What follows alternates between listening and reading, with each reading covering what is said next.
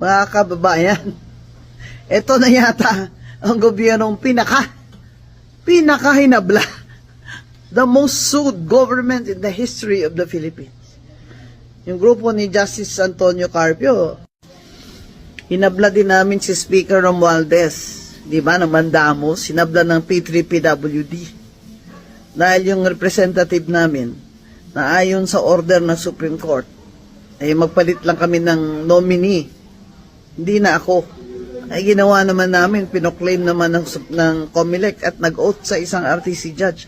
Ayaw pa rin niyang paupuin. Ayaw man niyang bigyan ng oath, ceremonial oath dyan sa House of Reps. Kaya kami pumunta sa Korte Suprema at nagsumbong na i-declare na ang constitutional yung internal rule na yan ng House na kahit na-proclaim ka na, naka-oath ka na, hindi ka pa rin makaupo pag hindi ka nag-surrender oath dyan sa Speaker.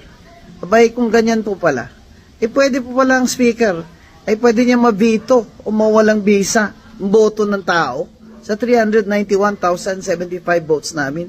Hindi pa rin kami makaupo kahit may order na sa Korte Suprema. Ano yan? Anong klaseng Speaker yan? Talagang obvious na po yan, na yan ay paghihiganti. Itong mga Marcos ay mapaghiganti o vindictive. At itong si Speaker Romualdez ay kasama po dyan bilang pinsan niya. She is part of the Marcos dynasty. Kaya ganyan po. Sana naman ay dahil rule of law tayo, demokrasya tayo dapat, ay hindi sila ganyan.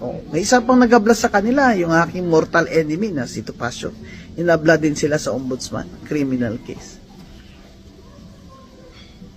Kasi wala na pong mapuntahan ng mga tao. Wala na po dahil ang hawak nila sa kapangyarihan ay hawak na sa leeg. Hindi man tayo na martial law. Malapit na po tayo, parang ganun. Ito pa, meron pa silang House Committee sa House of Reps. Siyempre, utos din yan ng Speaker. Na lahat ng mga pro-Duterte na mga vloggers ay narco-vloggers daw. Kaya pinapatawag nila ngayon. At pag ayaw nila ng sagot, iko-contempt na naman nila at kanilang ipakukulong. Ano ba yan? Hindi po tayo ganyan. Demokrasya po tayo. Ayaw po natin ang sagot nila. Hindi po ibig sabihin na sila ay nagsisinungaling.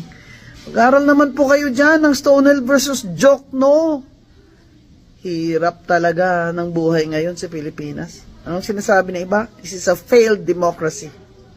A failed democracy.